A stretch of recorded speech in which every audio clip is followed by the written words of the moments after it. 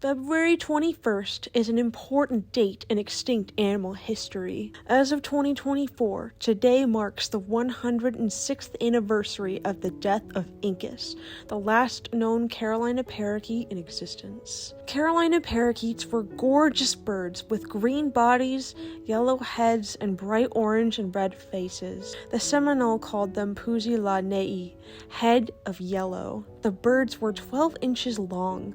Color-wise, females and males were no different.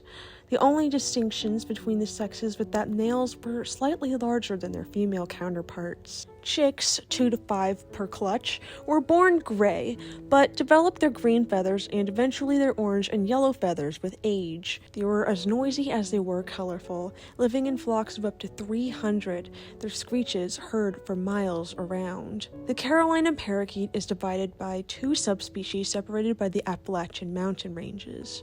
The parakeets were the only native parrots in its range in the United States, primarily along the east, but could have been distributed as far as the Great Plains, though they preferred to live in the forested areas of the continent to support their needs. They lived in tree hollows and fed on berries and seeds, one of which was from the cocklebur. This was their secret weapon of defense against predators, for a number of cats reportedly died after eating them.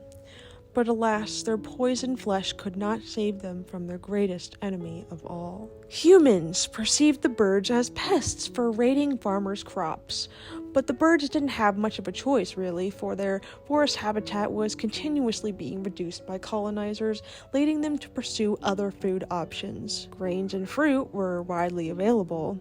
As punishment for stealing, the birds were shot on sight. And the major problem was that they didn't take this danger as a sign to stay away.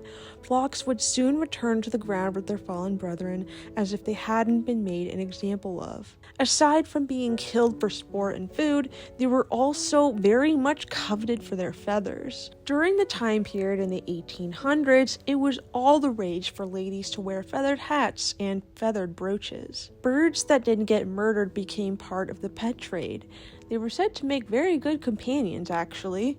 This is one of them, named Doodles, who belonged to Paul Bartsch, who was a Smithsonian scientist. Surprisingly, not the man in this photo. The man in the photo is actually labeled as Mr. Bryan, but nothing else is known about him. Perhaps a friend of the scientist. Aside from humans, the Carolina parakeets also suffered from diseases brought on by domestic poultry and had to deal with competition with the invasive European bee, who stole their tree hollows. Eventually, the last Carolina parakeet was killed in Florida sometime between 1904 and 1913, depending on the source. Then, only Incus and his mate, Lady Jane, remained.